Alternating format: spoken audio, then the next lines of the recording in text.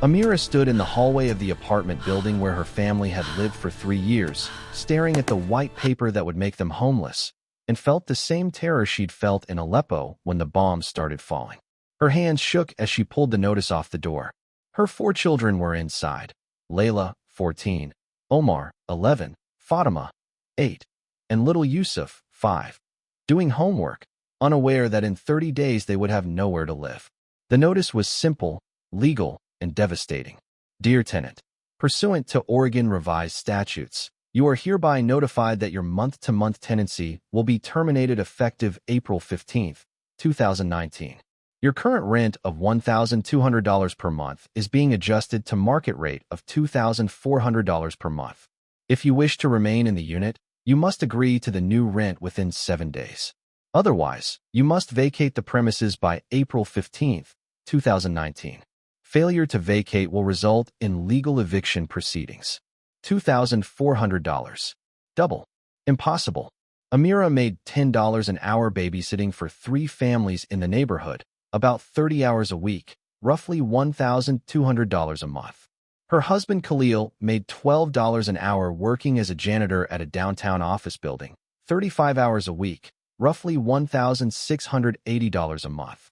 Together, after taxes, they brought home about $2,500 monthly. Current rent was $1,200. That left $1,300 for everything else: food for 6 people, utilities, bus passes, school supplies, clothes for constantly growing children, medical expenses. They survived, barely, with no savings, no buffer, no margin for error. At $2,400 rent, they'd have $100 left monthly. Impossible. They'd starve.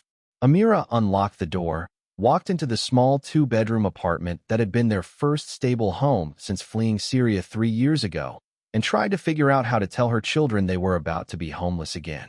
Amira and Khalil Al-Nazari had fled Aleppo, Syria in August 2015, when their neighborhood was bombed by government forces. They'd lived in Aleppo their entire lives. Khalil had been an electrician, good job, middle-class life. Amira had been a school teacher, elementary education, loved her work. They'd owned a small apartment, had family nearby, normal life. Then the civil war that started in 2011 reached their neighborhood in 2015. Bombs, airstrikes, chemical weapons, buildings collapsing, friends dying, schools destroyed. The choice became stay and die, or flee and maybe live. They'd fled with 4 children.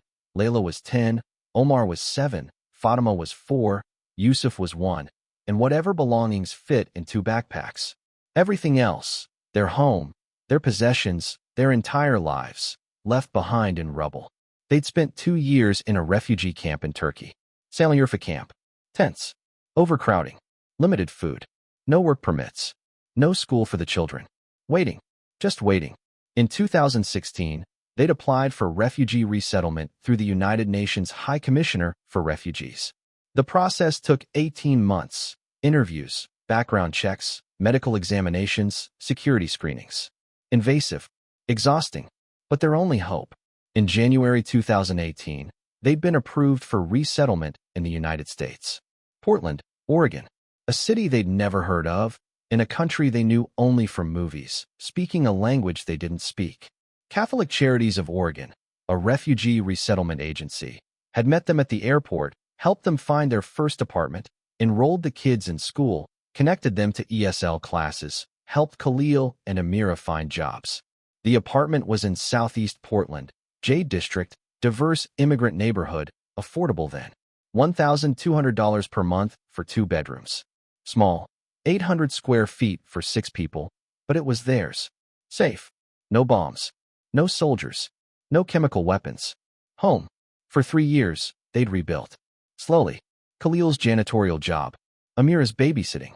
The children in school, learning English, making friends, getting good grades. Layla made honor roll every semester. Omar joined soccer team. Fatima loved art class. Yusuf started kindergarten. They'd learned English. Not perfect, but functional. They'd learned the bus system. They'd learned American culture. They'd made friends in their immigrant-heavy neighborhood. Other Syrian families, Somali families, Vietnamese families, all rebuilding together. They'd started to feel safe.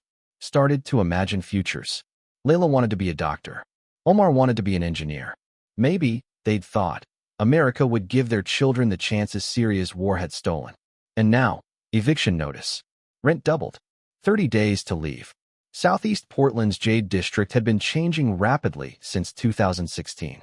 What was once an affordable immigrant neighborhood, Chinese, Vietnamese, Somali, Middle Eastern families living in older apartment buildings, running small businesses, building communities, was now being discovered by young professionals priced out of inner Portland. New coffee shops, craft breweries, artisan bakeries, yoga studios, rent skyrocketing. The Al-Nazaris building had been sold 6 months ago to an investment company from California. New management, new priorities, renovations. Translation: kick out working-class immigrants, renovate units, double rent, attract wealthier tenants. The Al-Nazaris weren't the only family receiving eviction notices. 8 of the 12 apartments in their building got the same notice. All immigrant families, all working poor, all being displaced by gentrification. $2,400 per month was Portland's new market rate for a 2-bedroom. But market rate assumed tenants making $80,000 plus annually. Professional jobs, tech workers, people who could afford $2,400 rent plus everything else. The Al-Nazaris made $30,000 annually combined. They were employed, hardworking, paid rent on time for 3 years. And they were being evicted anyway because the market had decided they couldn't afford to exist in their own neighborhood anymore. That night, after the children were asleep, Layla and Fatima sharing one bedroom, Omar and Yusuf sharing the other, Amira and Khalil sleeping on a pull-out couch in the living room. Amira showed Khalil the eviction notice. Khalil read it twice. His hands shook. His face went pale. Then he said, in Arabic, "We didn't survive Aleppo to become homeless in America." They sat at their small kitchen table, secondhand, donated by Catholic Charities when they arrived, and tried to find solutions. Option 1. Pay $2,400 per month rent. Impossible. They'd have $100 left for food, utilities, everything for 6 people. Option 2. Find cheaper apartment. They'd been looking. Everything in Portland was expensive now. 1-bedroom apartments were $1,500 plus. 2 bedrooms were $2,000 plus. Nothing affordable existed. Option 3. Move to different city. But where? Their jobs were here. The kids' schools were here. Their community was here. Their caseworker from Catholic Charities was here. Their ESL classes were here. Starting over somewhere new, with no connections, no jobs, no support system, seemed impossible. Option 4. Homeless shelter. They'd called. Family shelters were full. Months-long wait lists. And shelters separated families. Women and children in one location. Men in another. They'd spent 2 years in refugee camps, separated by nothing but tent walls. They wouldn't separate their family again. What do we tell the children? Amira asked in Arabic, crying now. We tell them the truth, Khalil said. We tell them America is harder than we thought. We tell them we'll figure it out. We tell them we survived war, we'll survive this. But privately, Khalil wasn't sure they would. 3 days later, Layla's teacher at Harrison Park K-8 school noticed Layla crying during lunch. Mrs. Chun, 6th grade teacher, 20 years experience, saw everything, pulled Layla aside.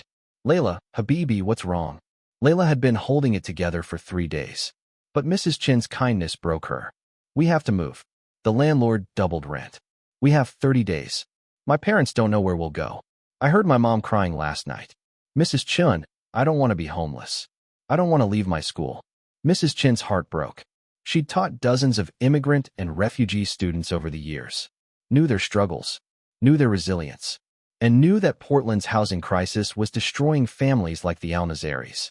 Does your family have a caseworker? Someone helping you? We had Catholic Charities when we came, but I don't think we have them anymore. It's been 3 years. After school, Mrs. Chun called Harrison Park's principal, then the school counselor, then every contact she had in Portland's refugee services network. By 4 p.m., she'd learned. Catholic Charities stopped case management after 3 years, limited resources, too many new refugees arriving. The Al-Nazaris were now on their own. No housing assistance, no legal help, no safety net, just the 30-day eviction notice. At 4:30 p.m., Mrs. Chun called her church. St. James Interfaith Community Church was a small progressive congregation in southeast Portland, about 80 members, diverse, focused on social justice and refugee support. The pastor, Reverend Michael Torres, 45, Mexican-American, former social worker turned minister, had built the church's identity around radical hospitality, welcoming refugees, immigrants, LGBTQ+ folks, anyone marginalized by mainstream society. When Mrs. Chun, a church member, called about the Al-Nazari family, Reverend Torres immediately called an emergency meeting of the church's Refugee Support Committee. That Sunday, March 24, 2019, Reverend Torres told the congregation about the Al-Nazari family, a Syrian refugee family, parents and 4 children, fled Aleppo in 2015, 2 years in Turkish refugee camp, resettled here in 2018, working jobs, kids in school, doing everything right. And now they're being evicted because rent doubled. They have 2 weeks left. No place to go. This family survived war and refugees camps. They're about to become homeless in America because gentrification decided their neighborhood is too valuable for working-class immigrants. He paused. So here's what we're going to do. We're going to give them what they lost in Syria, a home. A real home. Not a rental. A home they own, where no landlord can ever evict them again. The congregation stared at him. How? Habitat for Humanity, Reverend Torres said. They build homes for low-income families. The family contributes sweat equity, working on the build. The church raises down payment and closing costs. Habitat provides below-market mortgage the family can actually afford. It takes time, maybe 6 to 8 months from application to move in. But we can bridge that time. The church has a basement. We convert it to temporary housing. 2 months, 3 months, however long it takes. We give them emergency housing now and permanent housing soon. The congregation voted unanimously. They would sponsor the Al-Nazari family.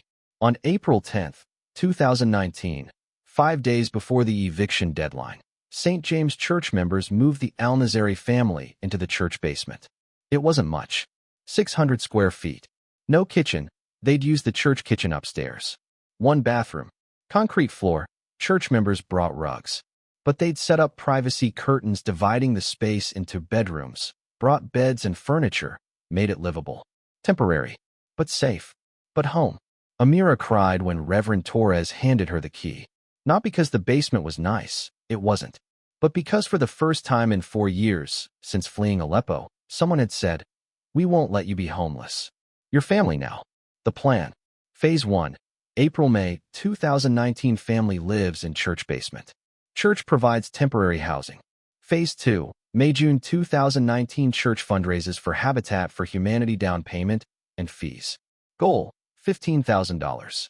Phase 3. June-August 2019 Al-Nazaris apply to Habitat for Humanity, get approved, complete required sweat equity hours building their home. Phase 4. August-December 2019 Habitat builds home. Church volunteers help build. Al-Nazaris work required hours. Phase 5. December 2019 family moves into their own home. Affordable mortgage. Habitat mortgages typically $600 to $800 per month based on family income. It would take 8 months. 8 months of church basement living. 8 months of uncertainty. But at the end, a home they'd own. Security. Permanence. St. James Church had 80 members. Working-class congregation. Teachers, social workers, nurses, small business owners. Not wealthy, but committed. They launched a fundraising campaign. Home for Hope. Help the Al-Nazari family. They held bake sales, spaghetti dinners, yard sales, silent auctions, online GoFundMe campaign. They reached out to other churches, mosques, synagogues, Interfaith Coalition. The story spread. Local news covered it. Syrian refugee family evicted by gentrification finds hope through Portland church. Donations came from across Portland, across Oregon, across the country. People who'd never met the Al-Nazaris but were moved by their story. People who understood that America's housing crisis was destroying families. People who believed refugees deserved better. By June 1, 2019, they'd raised $18,000, more than their $15,000 goal. The Al-Nazaris cried reading donation messages. "My grandparents were refugees from Vietnam. Someone helped them. Now I help you. I was homeless once. I know what it's like. This is for your family. You survived war. You'll survive this. We've got your back. In June 2019, Habitat for Humanity Portland accepted the Al-Nazari family's application. Khalil and Amira started their sweat equity hours immediately. Every weekend, they worked Habitat job sites, framing walls, installing insulation, painting, landscaping. Khalil's electrician skills from Syria proved valuable. Amira learned carpentry. Layla, Omar, Fatima, even little Yusuf helped when allowed. Painting, cleaning, organizing supplies. The whole family building not just their home, but their future.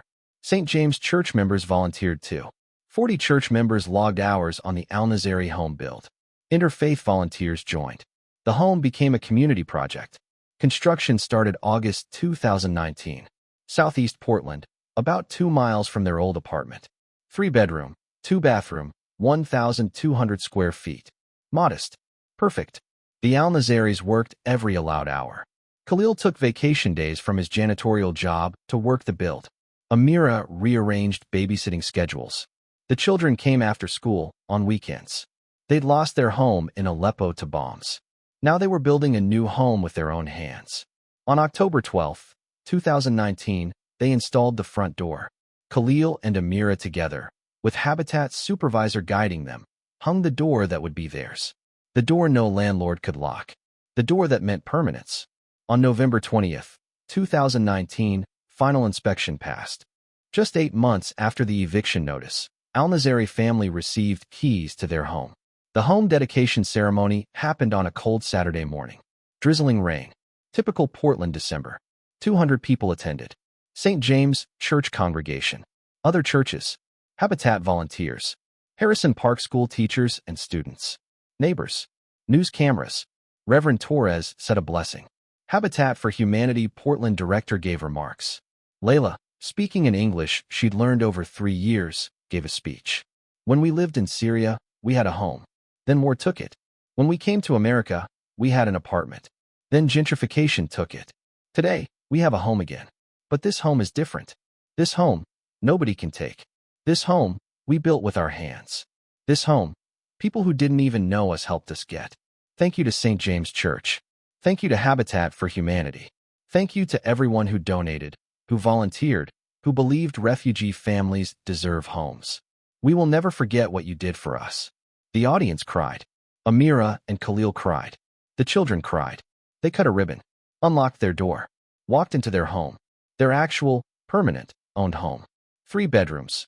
Layla got her own room, first time in her life. Omar and Yusuf shared. Fatima got the smallest room but didn't care, it was hers. Amira and Khalil had a bedroom with a door that closed. Privacy, dignity, space. The mortgage, $650 per month. Based on their income, Habitat structured an affordable no-profit loan. Less than half their old rent. Actually affordable. With rent at $650 instead of $2,400, the Al-Nazaris had $1,850 monthly for everything else. They could eat properly, could buy the kids new clothes, could save, could breathe. By December 2020, the Al-Nazari family had lived in their home for 1 year. Layla was in high school now, sophomore, still on her roll, thinking about colleges. She wanted to study pre-med, wanted to be a doctor, wanted to help refugee families like hers. Omar was in middle school, 7th grade, still playing soccer, making friends, confident. Fatima was in 4th grade, thriving in art, her paintings all over the house walls.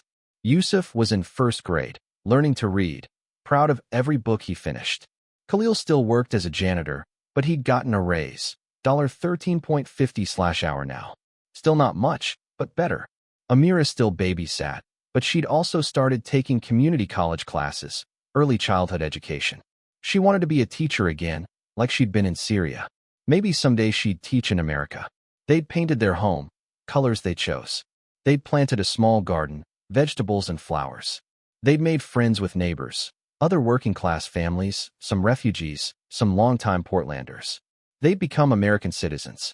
The naturalization ceremony happened October 2020. Khalil, Amira, and Layla, she turned 18, took the oath together. They were no longer refugees. They were Americans. And every Sunday, they attended St. James Church. Not because they converted, they remained Muslim. But because Reverend Torres had said, "We're interfaith. We welcome everyone. Your family." So they came, brought Middle Eastern food for potlucks. Their kids played with church kids. 2 different faiths, 1 community. In December 2020, exactly 1 year after moving in, they hosted a thank you dinner at their home. Invited everyone who'd helped. St. James Church members, Habitat volunteers, teachers, caseworkers. 40 people crammed into their 1,200-square-foot home. Amira and Khalil cooked Syrian food, kebabs, rice, salads, sweets. The house smelled like Damascus. Like home. Reverend Torres said grace. Then Khalil stood, translated by Layla. In Syria, we lost everything. We thought we'd never have a home again. In Turkey refugee camp, we lived in a tent for 2 years. When we came to America, we rented an apartment, but we knew it wasn't ours. Someone could always take it, and someone did. But this home is ours. You gave us this. Not just a house, a home. A place no one can take away. You saw refugees and said you're family. You saw Muslims and said you're welcome. You saw struggling immigrants and said we'll help. We will never forget. Never. And someday, when we can, we will help another family. We will pay it forward. This is America we dreamed of. Thank you for showing it to us. There wasn't a dry eye in the house. The Al-Nazari family's story changed St. James Church forever. After successfully housing 1 refugee family, the church decided to make it a permanent program. Home for Hope became an ongoing initiative. Every 2 years, they'd sponsor another family, help them access Habitat for Humanity or other affordable housing programs, bridge housing gaps, fundraise, build homes. By December 2020, they'd already identified their second family, a Somali refugee family facing eviction. The process started again, and other Portland churches noticed. By 2020, 5 other congregations had started similar programs. Interfaith refugee housing initiatives, grassroots responses to Portland's housing crisis that was destroying immigrant families. The Al-Nazaris also became advocates. Khalil joined a tenant rights organization, helping other immigrants facing eviction. Amira volunteered with Catholic Charities, mentoring newly arrived refugees. Layla testified at Portland City Council about gentrification displacement, a 15-year-old refugee girl telling powerful politicians that working families deserve to stay in their neighborhoods. Their story proved something important. Homelessness wasn't inevitable. Housing crises weren't unsolvable. When communities committed to protecting vulnerable families, solutions existed. Habitat for Humanity worked. Church sponsorships worked. Grassroots fundraising worked. People helping people worked. The Al-Nazaris had fled war, survived refugee camps, rebuilt in America, faced eviction, and won. Not alone, but with a community that refused to let them fall. The Al-Nazari family's story reminds us. In 2019, Portland's housing crisis was pushing working immigrant families into homelessness. Rent doubled overnight. 30-day eviction notices. No alternatives. No mercy. Just market forces destroying lives. The Al-Nazaris worked full-time jobs, paid rent on time for 3 years, raising 4 kids, learning English, contributing to their community, and they were about to become homeless because gentrification decided their neighborhood was too valuable for refugees. But St. James Church said, "Not this family. Not on our watch." 80 working-class church members raised $18,000, converted their basement to temporary housing, partnered with Habitat for Humanity, built the Al-Nazaris a home they'd own, a home no landlord could ever take.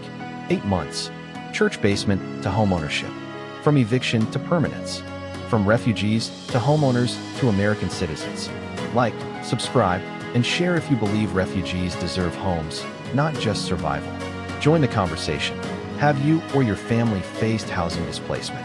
What solutions do communities need? Share below.